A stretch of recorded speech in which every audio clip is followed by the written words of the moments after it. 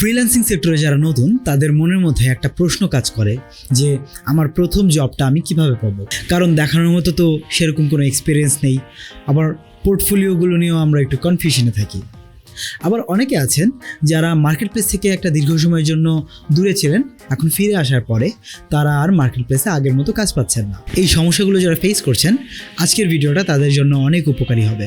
আজকের ভিডিওতে আলোচনা করবো এমন সমস্ত টেকনিক নিয়ে যেগুলো ফলো করলে কম্পিটিটিভ মার্কেট প্লেসে কাজ পাওয়াটা অনেক সহজ হয়ে যাবে। হ্যালো সবাইকে, আমি মেহেদি আজিজ, আমি একজন টপ রেটেড ফ্রিল্যান্সার এবং আজকের ভিডিওর টপিক হচ্ছে কম্পিটিটর রিসার্চ। মার্কেটে আপনি কাজ পাচ্ছেন না বলে কি মার্কেটে কাজ নেই?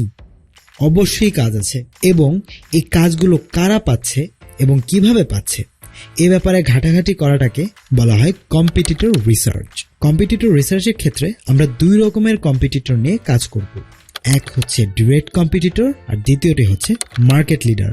ডিরেক্ট কম্পিটিটর বলতে তাদেরকে বোঝানো হয় যারা কিনা সেই সব জবগুলো উইন করছে যেগুলোকে আপনি টার্গেট করছেন অথবা আপনার পাওয়ার কথা।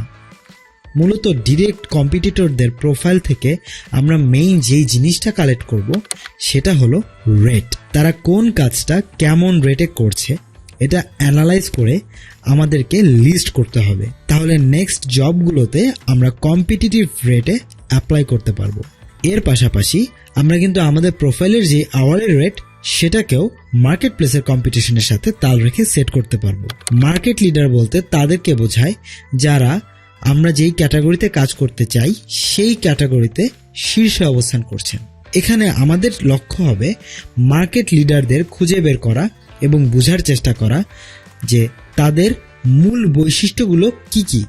এর মধ্যে রয়েছে তাদের প্রোফাইলের টাইটেলের ধরনটা ফলো করা, ডেসক্রিপশনের ধরনটা ফলো করা, তারা কি ধরনের জব বেশি করছেন সেগুলো লিস্ট করা, এবং সবচেয়ে ইম্পর্ট্যান্ট তাদের পোর্টফোলিওগুলো লিস্ট করা।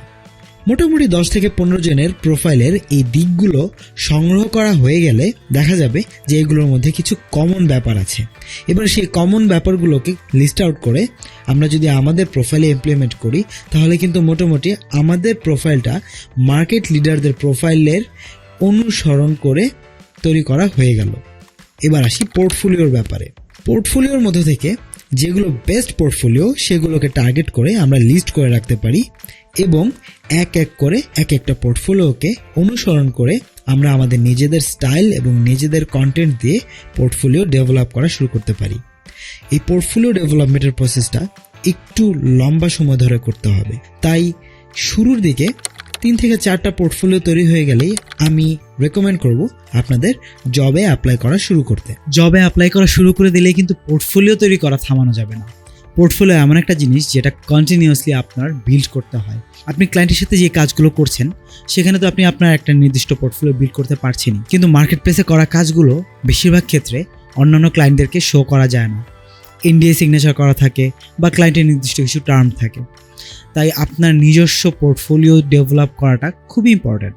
কন্টিনিউয়াসলি পোর্টফোলিও ডেভেলপ করতে থাকলে দেখবেন আপনার স্কিলও বৃদ্ধি পেয়েছে এবং মার্কেটে যে সমস্ত সার্ভিসগুলো ট্রেন্ডে আছে সেগুলো আপনি অফার করতে পারছেন। তো এই টেকনিকগুলো অ্যাপ্লাই করে যদি আমরা আমাদের প্রোফাইল ডেভেলপ করি এবং পোর্টফোলিও ডেভেলপ করি, এরপরে যদি আমরা অ্যাপ্লাই করা শুরু করি তাহলে কিন্তু আমাদের কাজ পাওয়ার সুযোগ অনেক বেড়ে যাবে। আর যদি অ্যাপ্লাই করার সময় কভার লেটার নিয়ে কোন ধরনের কনফিউশনে থাকেন তাহলে আমার কভার লেটার রিলেটেড ভিডিওটা চেক করতে পারেন। এখন প্রশ্ন হচ্ছে, আমি ভিডিওতে যে 2 রকমের কম্পিটিটরের কথা বললাম তাদের প্রোফাইলগুলোকে খুঁজে বের করবেন কিভাবে?